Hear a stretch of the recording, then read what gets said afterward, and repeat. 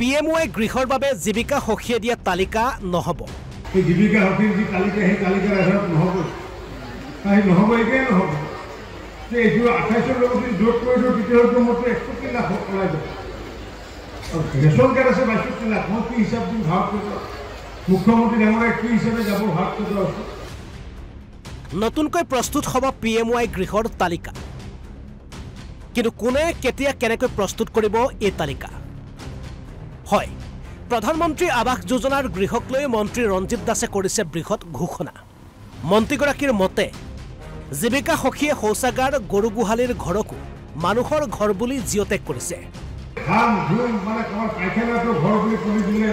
গাহৰি ঘৰটো তুলি দিলে, গৰুৰ ঘৰটো ঘৰ বুলি তুলি দিলে, তুলি দি পেলাই এটা জিঅ'টেক।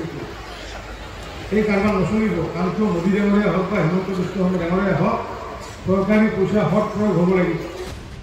জীৱিকা সখীয়ে দিয়া 43 লাখ লোকৰ হিতাধিকাৰী দেখি এতিয়া মূৰ গৰম চৰকাৰৰ।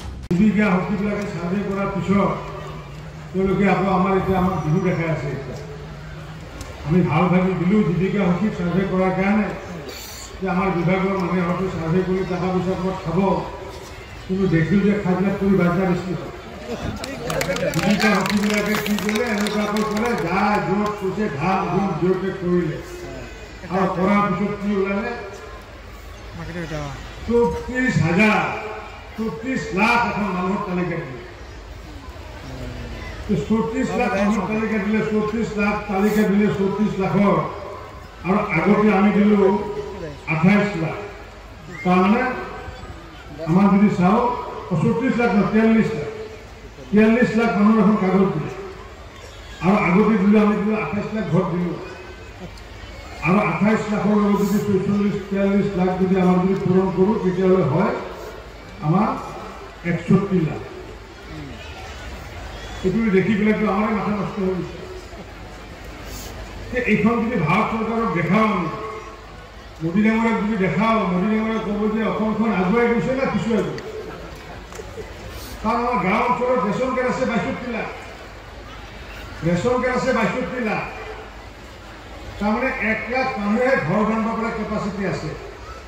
বাকী চব ভিখাৰী, তাৰমানে বাকী চব কেপাচিটি নাই। তাৰমানে এইটো যিটো ডাটা চৰকাৰে নতুনকৈ প্ৰস্তুত কৰিব তালিকা।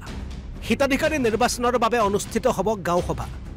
প্ৰকৃত হিতাধিকাৰী বুলি পঞ্চায়তৰ সভাপতি সচিবে চহী কৰিব লাগিব।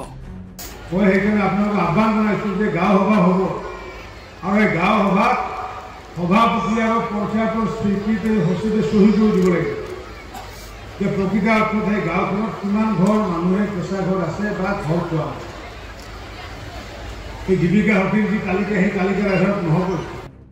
গাঁও সভাত পঞ্চায়তৰ সভাপতি সচিবে হিতাধিকাৰী বাছনি কৰি দিয়াৰ পাছত ভেৰিফিকেশ্যনৰ বাবে নতুন হিতাধিকাৰীৰ ঘৰে ঘৰে যাব বিভাগীয় লোক।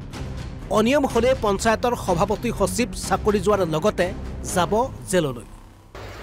গতিকে আগন্তুক দিনত মই আজি সভাৰ জৰিয়তে আহ্বান জনাইছোঁ, সমগ্ৰ অসমক আহ্বান জনাইছোঁ যে গাঁও সভাৰ প্ৰকৃত তালিকা যাতে আপোনালোকে প্ৰস্তুত কৰে। গাঁও সভাৰ পঞ্চায়তৰ প্ৰেচিডেণ্টসকলে আৰু ৰাইজে যাতে প্ৰকৃত তালিকা প্ৰস্তুত কৰক। আৰু এই প্ৰকৃত তালিকা আমি পঞ্চায়তৰ প্ৰেচিডেণ্ট আৰু ছেক্ৰেটাৰী চহী কৰি দিব লাগিব।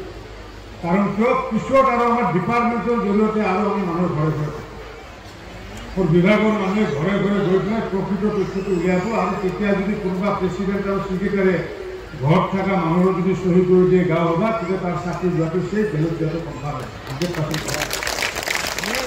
আমি দুখীয়া সহায় কৰা কেনে, ধনীক সহায় কৰা কেনে দিয়া নাই। দুখীয়াৰ কেনে জন্ম হৈছে নৰেন্দ্ৰ মোদী। গতিকে দুখীয়াৰ কেনে স্কিম লোৱা হৈছে।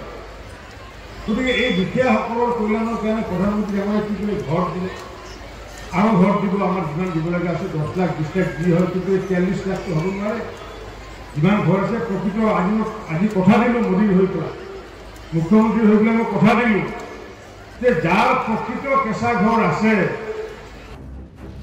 ৰাজ্যৰ কেঁচা ঘৰ থকা প্ৰকৃত লোকেহে প্ৰধানমন্ত্ৰী আৱাস যোজনাৰ ঘৰ পাবই বুলি প্ৰতিশ্ৰুতি দিয়ে। অভয়াপুৰীৰ এক বিশেষ সভাত এই ঘোষণা কৰিছে মন্ত্ৰী ৰঞ্জিত দাসে।